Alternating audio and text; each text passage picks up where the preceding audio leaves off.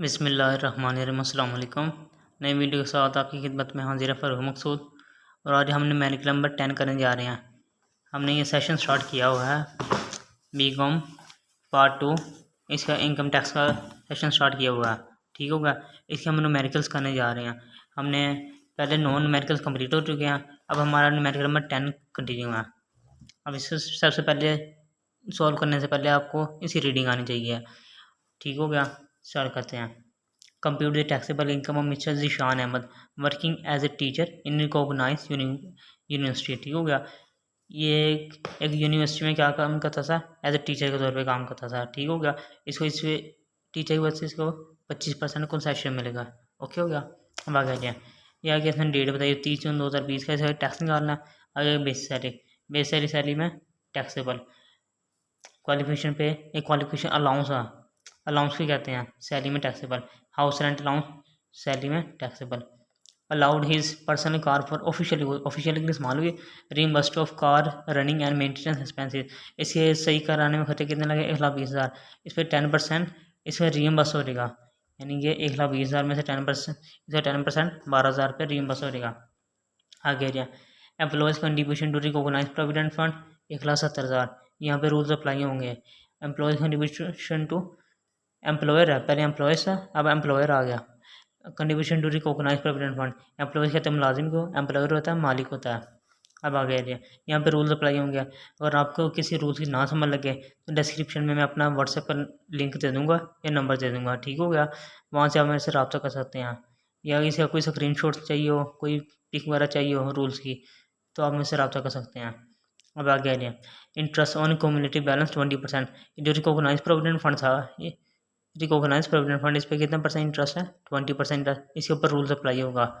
ठीक हो गया।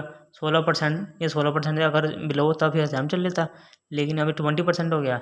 यहाँ पे रूल्स अप्लाई होगा। ठीक हो गया। अब आगे आ जाए। Life insurance premium paid by employer. Life insurance किसने अदा कर दी? मालिक ने अदा कर दी। किसकी अदा की असल में? जो इस कंपनी का मुलाजिम था। ठीक हो गया। इसकी दो ट्रीटमेंट होगी। पहले जाएगा सैलरी में टैक्सेबल, फिर दूसरी जाएगा इसको रिलीफ मिलेगा। यानी कि इसकी दो ट्रीटमेंट होगी। अब आगे आ जाए। Grant receive from benevolent fund. Benevolent fund ऐसा फंड होता है, अगर आपके टीचर हैं, आपका कोई बच्चा मैट्रिक कर लेता है, उसके बाद जब एफएससी में एडमिशन लेता है, आप बेनेवलेंट फंड के लिए अप्लाई कर सकते हैं। आपकी एफएससी से लेके एमफिल कर ले आपका बच्चा या पीएचडी करे, तो इसको हर साल गवर्नमेंट कुछ ना कुछ अलाउंस देगी। ठीक हो गया। इसको कहते हैं बेनेवलेंट फंड। ये सिर्फ टीचर्स स्टाफ को मिलता है जिसके जिनकी गवर्नमेंट जॉब्स होती हैं। अब आगे जाए।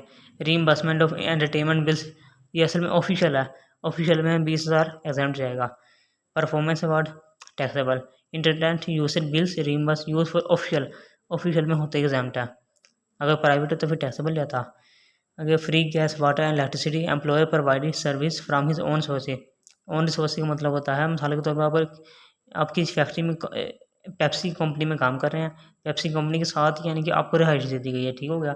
और वहाँ से जो बिजली वगैरह के जितने भी खर्चे वगैरह सारे कौन अदा कर रहा है? मालिक अदा कर रहा है। यानी कि आप नहीं अदा कर रहे, कौन अदा कर रहा है? कंपनी अदा कर रही है। इस वजह से ये जाएगा एग्जाम जाएगा। इनकम फ्रॉम प्रॉपर्टी, ये यहाँ से पी का पॉइंट शुरू हो गया। अब आगे आ जाए। Profit from speculation business. ये यानी कि स्पेकुलेशन बिजनेस का मतलब होता है, आपका एक बिजनेस था लाहौर में और एक बिजनेस था पेशावर में। यानी कि लाहौर में बिजनेस हम कर रहे हैं, वो असल बिजनेस है। वो जो स्पेकुलेशन बिजनेस होता है, यानी कि आपके एक से ज़्यादा कारोबार है, वहाँ से आपको प्रॉफिट होता हुआ आएगा। प्रॉफिट फ्रॉम स्पेकुलेशन बिजनेस, ये बिजनेस के पॉइंट में जाएगा, टैक्सेबल जाएगा। अच्छा, शेयर्स ऑफ एसोसिएशन पर्सन, ये ए पॉइंट आ गया। Income from fruit processing business in Balochistan. अच्छा, एक बात याद रखिए, अगर फ्रूट का काम कर रहे हैं बलूचिस्तान में, केपीके में कर रहे हैं, तो आपको फुल एग्जाम्प्ट होगा बिजनेस के पॉइंट में। अगर यहाँ पे पंजाब आ जाए, सिंध आ जाए, तो फिर आपको फुली टैक्सेबल होगा बिजनेस के पॉइंट में। ठीक होगा। Profit on debt, market on housing finance, ये आगे डी का पॉइंट है, डायरेक्ट डिडक्शन का पॉइंट है। ठीक हो गया। Rent of agriculture land use for agriculture purpose, ये अदर सोर्सेज में एग्जाम जाएगा। पता क्यों? एक बात याद रखें, एग्रीकल्चर का लफ्ज़ जहाँ भी आएगा वो अमाउंट एग्जाम जाएगी। टैक्स डिडक्टेड 800, ये टी पॉइंट है। Gain on sale of plot was purchase 5 years back, इस पर रूल अप्लाई होगा। ठीक हो गया। इसका भी इसको प्रैक्टिकल करेंगे वो इंशाल्लाह वहाँ पे आपको समझ लग जाएगा। और अगर आपको किसी कोई रूल की पिक चाहिए या किसी रूल की समझ नहीं लग रही है तो डिस्क्रिप्शन में व्हाट्सएप पर लिंक दिया हुआ, नंबर दिया हुआ, उस पर आप रब्ता कर सकते हैं। शुक्रिया। अब आगे आ रहे हैं, Honda city car transfer by employer having fair market value. अच्छा, कंपनी की जो आपने गाड़ी खरीदी है उसकी फेयर मार्केट वैल्यू कितनी थी? 15 लाख। लेकिन आपने 14 लाख की खरीद ली, सस्ती खरीद ली, यानी 1 लाख तो आपकी इनकम हुई, 1 लाख क्या जाएगा? टैक्सेबल जाएगा। प्राइस ऑन प्राइस बॉन्ड्स, ये FTR पॉइंट है, 50,000 रुपये 15%। अब आगे आगे आगे आ जाए, अमाउंट क्लेम फॉर रिबेट, ये ऐसी अमाउंट्स है जिस पे आपको क्या मिलेगा? रिलीफ मिलेगा। 1 2 3, ठीक हो गया। डोनेशन दे दी थी, contribution to approved pension fund 60,000, इन सब पे रूल्स लगेगा। Purchases of shares from stock exchange, इस पर नहीं मिलेगा क्योंकि आपने शेयर तो खरीदे हैं, ठीक खरीदे हैं, पर लेकिन उसने कंपनी का नाम नहीं बताया, प्राइवेट कंपनी से खरीदे हैं या पब्लिक लिमिटेड कंपनी से खरीदे हैं, ठीक हो गया। अगर स्टॉक एक्सचेंज से खरीदे फिर आपको कोई रिलीफ नहीं मिलेगा। अगर पब्लिक लिमिटेड या प्राइवेट लिमिटेड कंपनी से खरीदे फिर आपको रिलीफ मिलेगा इस पर, ठीक है। Required after computing the taxable income his tax liability में also be computed his taxable income for the last tax year was 9 lakh रुपये।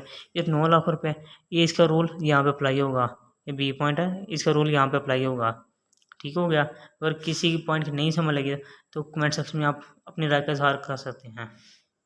शुक्रिया।